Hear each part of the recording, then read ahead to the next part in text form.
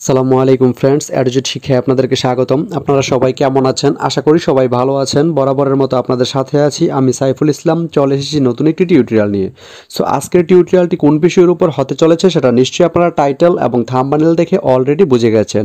তো আমি কথা বাড়াবো না, চলে যাব মেইন টিউটোরিয়ালে। আর মেইন টিউটোরিয়ালে যাওয়ার আগে একটা কথা বলে নিতে চাই, আপনি যদি আমার চ্যানেলে নতুন হয়ে থাকেন তাহলে অবশ্যই আমার চ্যানেলটি সাবস্ক্রাইব করে নোটিফিকেশন বেলটি অন করে দিবেন। আর যারা অলরেডি সাবস্ক্রাইব করে রেখেছেন তাদেরকে অনেক অনেক ধন্যবাদ।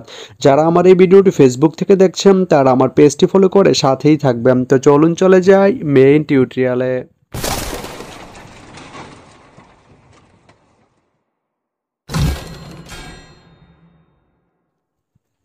তো বন্ধুরা, আজকে আমরা জানবো আপনি জয়দেবপুর থেকে দিনাজপুর যেতে কোন কোন ট্রেন রয়েছে, সেই ট্রেনগুলো ছাড়ার নতুন সময়সূচি, বন্ধের দিন এবং গিয়ে পৌঁছাতে কতক্ষণ সময় লাগবে বিস্তারিত।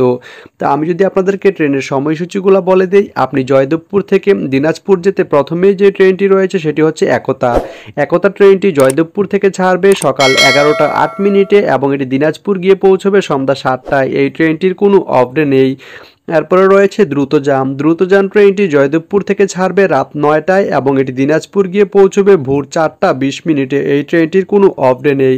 তো আপনি জয়দেবপুর থেকে দিনাজপুর যেতে এই দুইটি ট্রেনের যে কোনো একটি ট্রেন ব্যবহার করতে পারেন। তো ভিডিওটি কেমন লাগলো অবশ্যই কমেন্ট করে জানাবেন। আর ভিডিওটি যদি ভালো লেগে থাকে বা আপনার কোনো উপকারে এসে থাকে তাহলে ভিডিওতে একটা লাইক করে দিবেন, কারণ আপনার একটা লাইক আমাকে অনেক ইন্সপায়ার করে নতুন নতুন আরও ভিডিও বানাতে। তো ধন্যবাদ সবাইকে ভিডিওটি এতক্ষণ ধৈর্য ধরে দেখার জন্য। ভালো থাকবেন, সুস্থ থাকবেন, এডিজেট শিক্ষার সঙ্গেই থাকবেন।